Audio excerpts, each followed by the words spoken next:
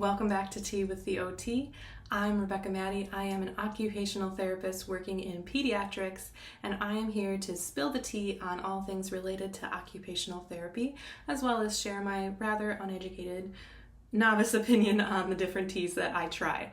So today's questions that I'm asking are related to what to do when your child needs support but you just don't have access to therapy quite yet, or if you're just looking for ways to support your child at home related to their therapy goals.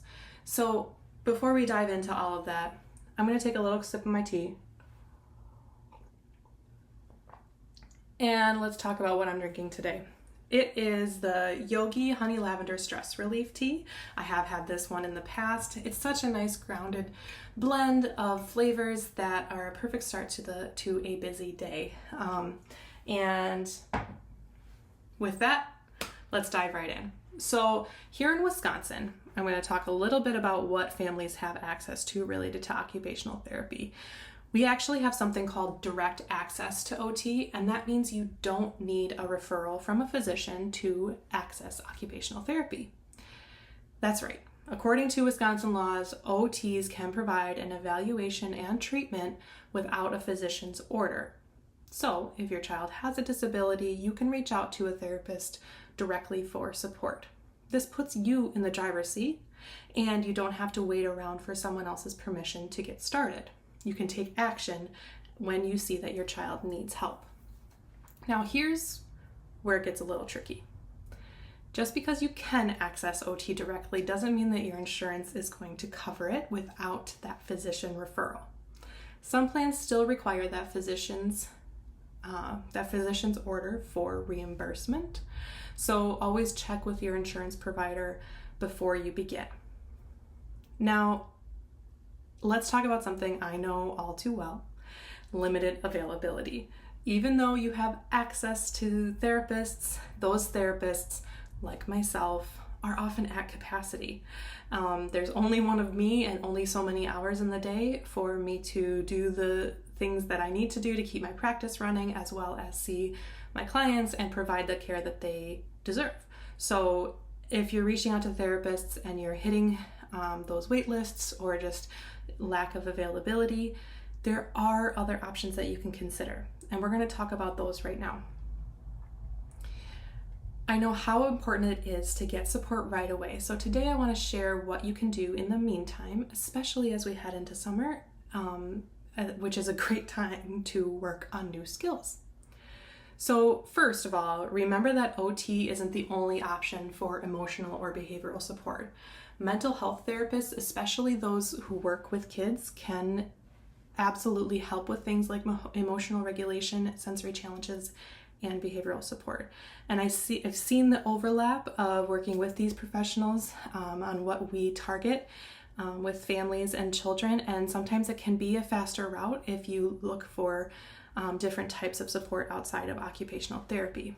And if you're not sure where to start or what questions to ask, you can actually check out my video from April, where I talk all about different questions you can ask a potential therapist to make sure that they're going to meet the needs that you are seeking and help you in the way that you want to be helped, and can help you just choose a provider that is the right fit. So the other option we can consider, which absolutely isn't a replacement for therapy, but it's just a more guided way to target the skills at home if you're feeling a little bit overwhelmed and a little bit lost on where to start. So if you're waiting for therapy or exploring other options, here is one way to start targeting some goals. First, identify a goal that you want to work on with your child. So we will talk about an example here in a minute, but I'm just going to go over the steps really quick first. First, identify that goal. Break that goal down into key skills that they'll need to reach that goal, and then plan little activities that target those skills through play and daily routines. So let me give you an example of what this can look like. If your goal is something like, I want my child to be able to ride a bike by the end of the summer, and you can decide whether that means you want them to ride a bike with or without training wheels. Both of those things require the skills I'm about to talk about. So to reach that goal, they will need balance, they'll need coordination, between their hands, their eyes, their feet, and they will need core strength to stay upright and to move left and right to turn corners, and then they'll also need safety awareness. So, how can I target those specific skills? You can build these skills by climbing the climbing wall at the park, going across the monkey bars. You can build coordination by playing catch outside or volleyball. You can talk about stop signs while you're walking through the neighborhood and talk about safety from crossing the street and where they can ride their bike and where they should just walk it. And then staying, within the white lines of the bike lane. So those are ways you can target those specific key skills for bike riding without actually being on a bike. And then, of course, taking time to practice riding the bike itself. So remember, practice counts even if it's imperfect, because we want to keep showing up and keep letting our children know that, yes, we know it may not have gone as perfectly as we imagined this time around, but every time we get back on is another opportunity to practice in a different way. So, if you're not sure what skills are needed for the goal that you are trying to target, Google can be a good resource to start in this realm. So you can just ask, maybe you can Google skills that are needed to insert the activity there.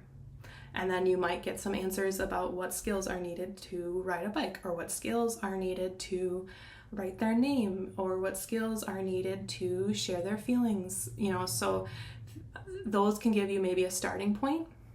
And then you could also Google something like activities that improve balance or activities that improve coordination, and then that for kids. And then that's going to give you a starting point for different activities you can build into your summer schedule.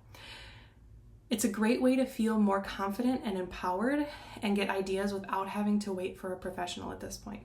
Again, not a replacement for therapy, but it's giving you a little bit more of more tools in your toolbox as a parent, and a place to start if there are skills that you really want to be working on with your child this summer.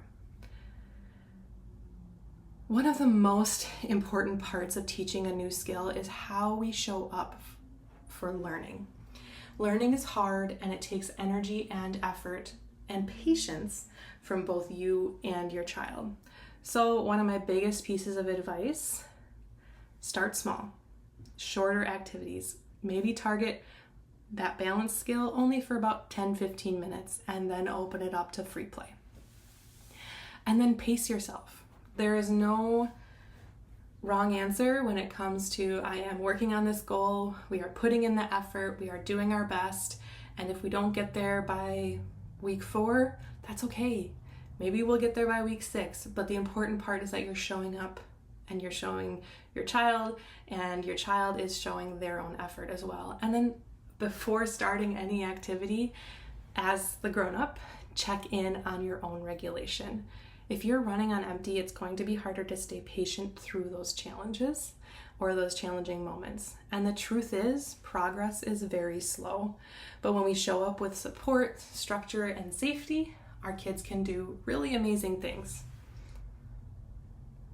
So, with all that being said, whether you're in therapy right now, wanting to work on skills at home, you're on a wait list, or just trying to figure some things out at home, you're not alone.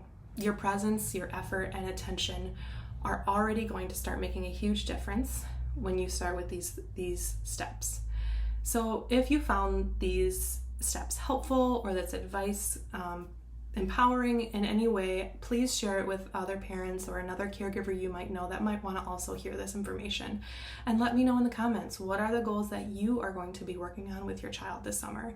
I'd love to be able to cheer you on, and as always, if you need any sort of support or want to talk some things out, I'm happy to set up a consultation call, and you can do that through my Honeybee OT website.